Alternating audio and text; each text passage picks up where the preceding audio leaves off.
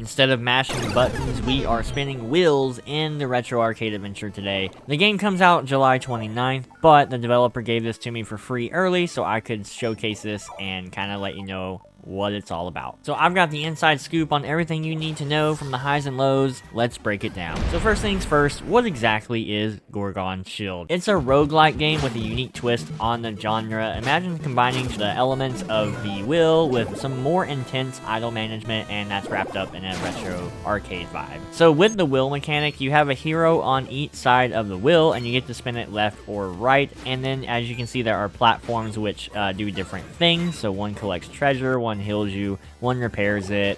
There's also ranged ones and melee ones. Instead of just battling your way through dungeons, the shield acts like an elevator and you ascend a tower to try to get to the top and defeat Medusa. It's a fresh take that keeps you on your toes, and that blends a lot of strategy with sometimes a bit of luck. Another major pro is the variety of classes. There's barbarians, mages, valkyries, oracles, ninjas, gladiators. Exploring these classes was a lot of fun, especially when you're trying to figure out what's the best playstyle and what you enjoy most. Like how in endgame, I found this really awesome build where you could just use the valkyries along with some Gorgon Shield runes to stun lock enemies and stun lock bosses. So that was really cool. If you're a fan of retro games, Gorgon Shield is going to hit you right in the nostalgia there. The graphics, sound effects, and overall aesthetic scream classic arcade, so it's a really good throwback and adds to the charm. This game is pretty active, so you always have to pay attention. There are moments where, you know, if you look away for a second or two, that is pretty much game over for you.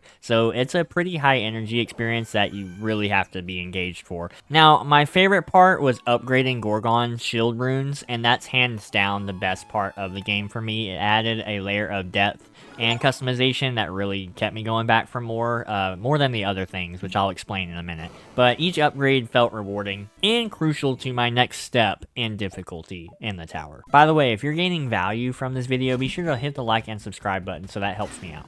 Now, let's burn a hole through the rose-tinted glasses and go over some not-so-great aspects. While the variety of classes are fun, many of the abilities that they can gain feel recycled. So once you've seen one powerful combo, you've kind of seen them all. You have like 3 or 4 classes that all can do the immune to damage ability. You have a couple that do the stun lock abilities, and those can pretty much carry you through the game no matter what. And then once you've figured out the strategies, it really just becomes doing 1 or 2 strategies no matter what character you're playing. So the first 3 or 4 hours will be a ton of fun. Once you've figured out what works best for you, that's when it becomes a bit repetitive. On average, every run takes about 30 minutes to complete because every level is about 30 seconds long, as you can see it on the timer in the middle of the shield. There are labyrinths which you have to get keys and go through doors and find the exit, so that's a little bit of exploration that's kind of mixed in there.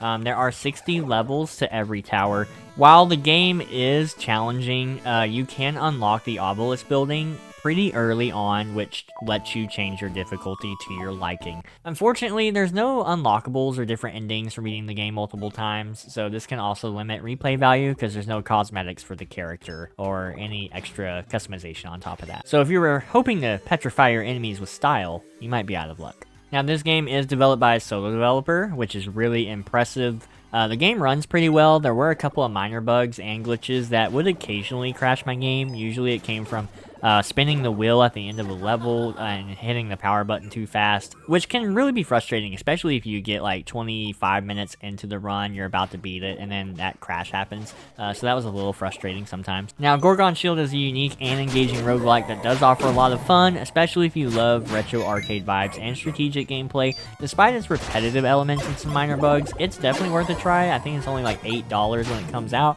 Who knows? You should just give it a spin. Are there any questions you have about the game before it comes out? Just let me know in the comments below. Thanks for watching, and game on.